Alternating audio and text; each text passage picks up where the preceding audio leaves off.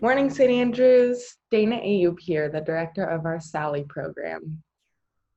One perk of these last few months has been discovering virtual backgrounds for Zoom meetings.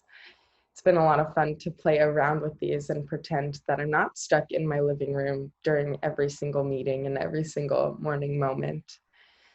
And I love this picture because this is a picture of Big Sur, one of my favorite places in the world. Um, And every time I see this picture, I giggle a little bit because I will never forget taking it. I took it back in May this year, and I was driving down the coast of Big Sur from Seattle, where my fiance and I, now fiance, had a road tripped up for a friend's wedding. And we were on our way back down, and we hadn't gotten engaged yet, but he had dropped all of the hints, and I was expecting it.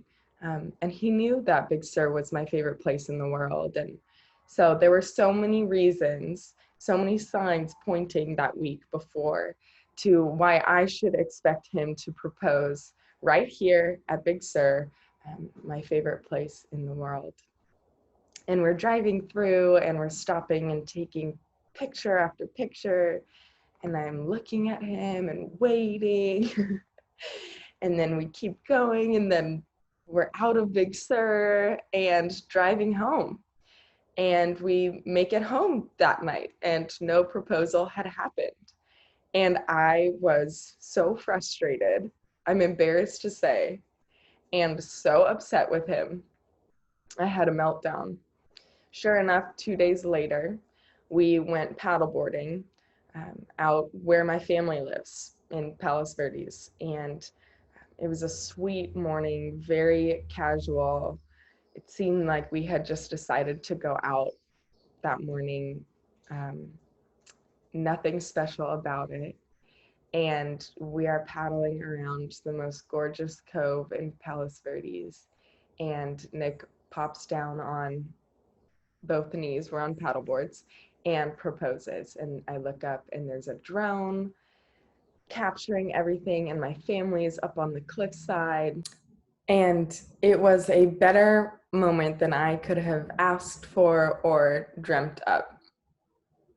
And I read this morning from Psalm 27, verse 14, that says, "Be strong and take heart and wait for the Lord."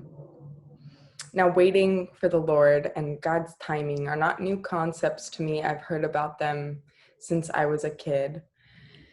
But what I've never done in response to these concepts is turn inward to look at what went into my timing, to constructing my expectations of my timing.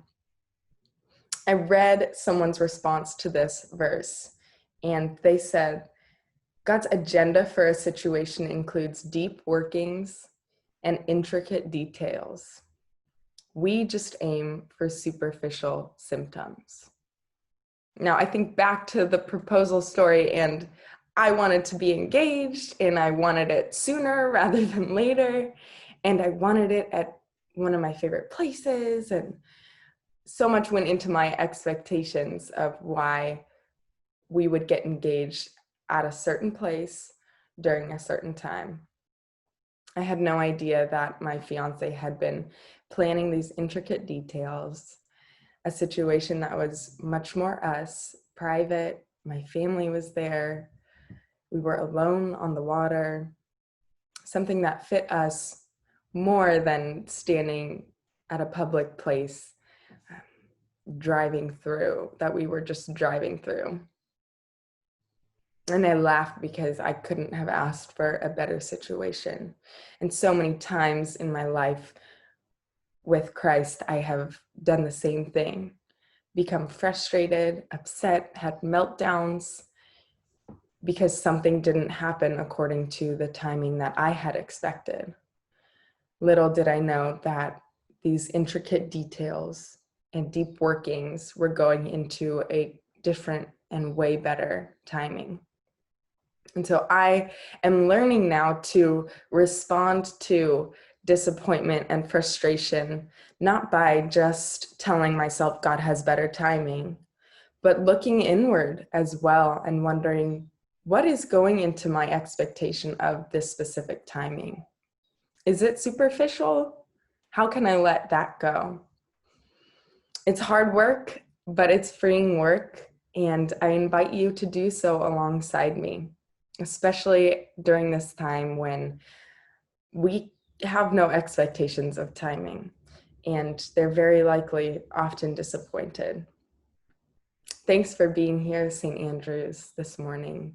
Go today with the freedom of trusting God's timing, God's intricate details and deep workings beyond what we can expect and imagine. God bless.